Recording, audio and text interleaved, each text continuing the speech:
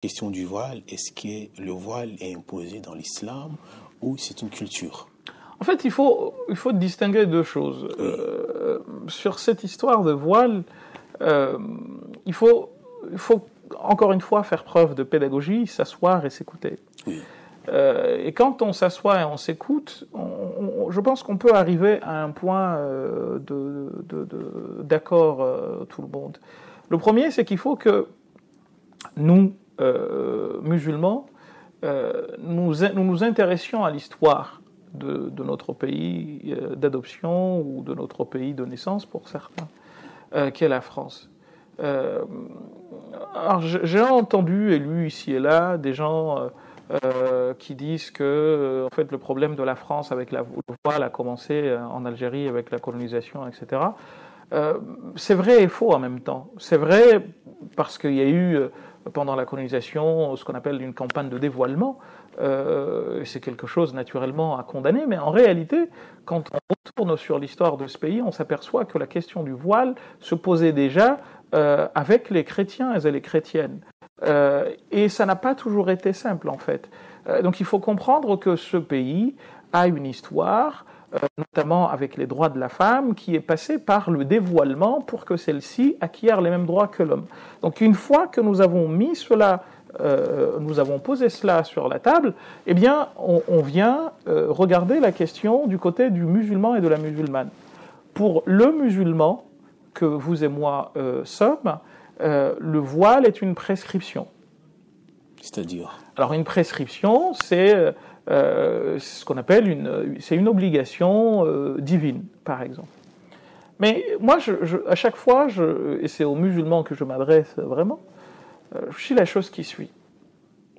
Il y a les obligations ne sont pas toutes au même niveau, de la même manière que les péchés ne sont pas tous au même niveau. Il y a chez nous ce qu'on appelle el kaba'ir, les péchés majeurs. Mais il y a également les obligations majeures. Les obligations majeures ne sont pas au même niveau que les obligations mineures.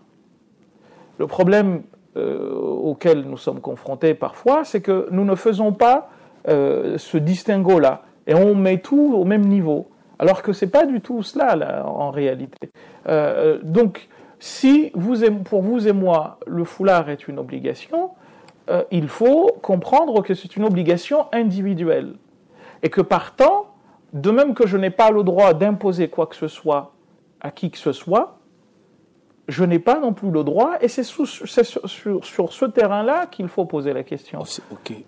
Il faut comprendre que je n'ai pas le droit d'imposer à la femme, même si c'est ma femme, de porter un foulard.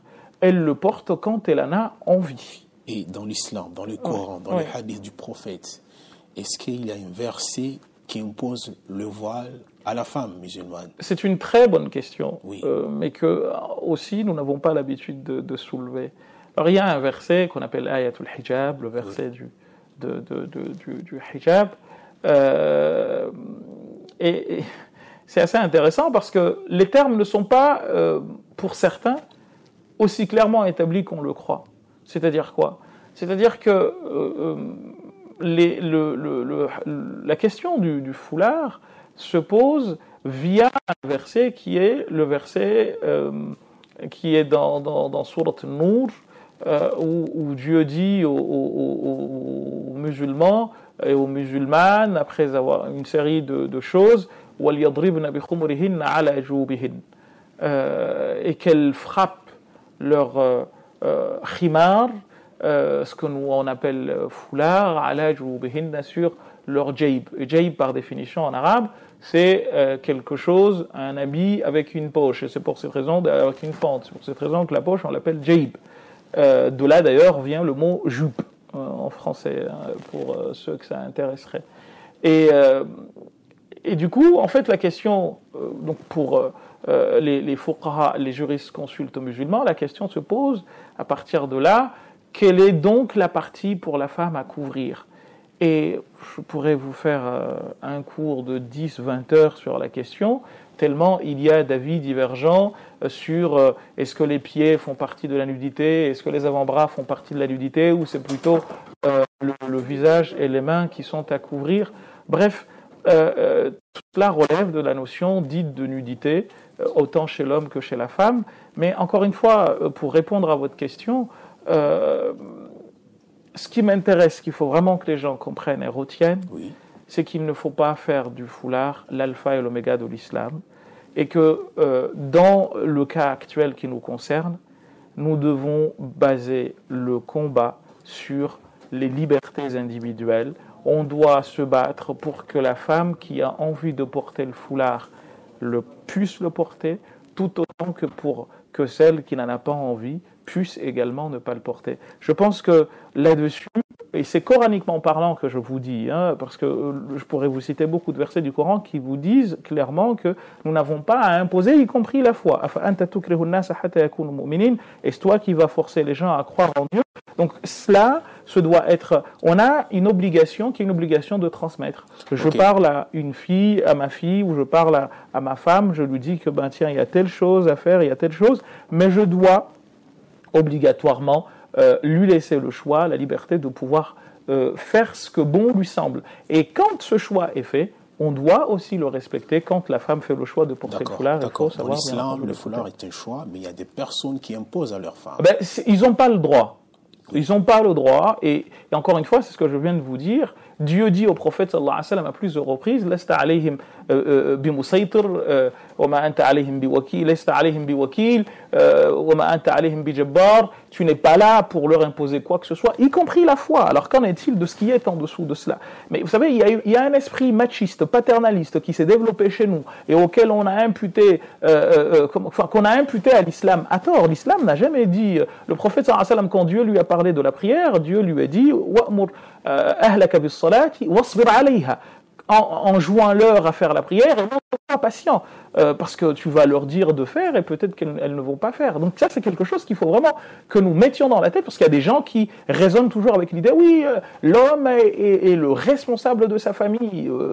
Ok, très bien, mais l'homme et la femme sont égaux, et à partir de là, tu n'as pas à imposer quoi que ce soit à ton épouse contre son gré.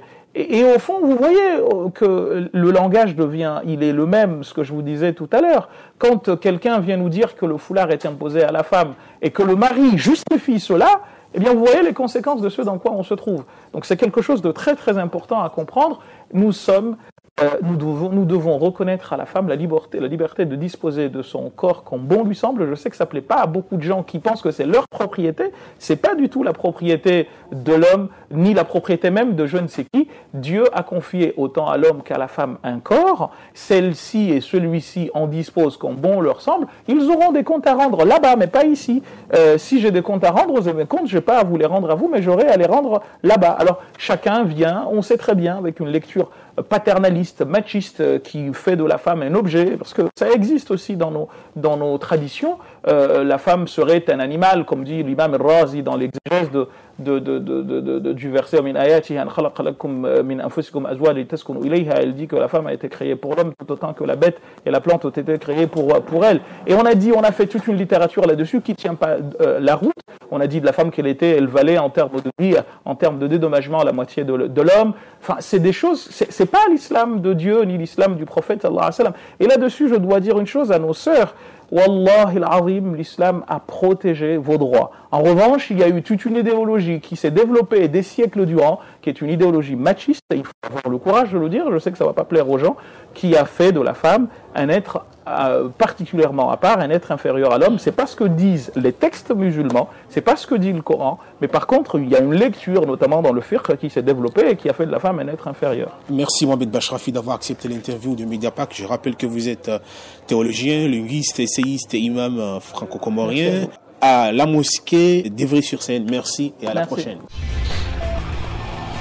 Abonne-toi.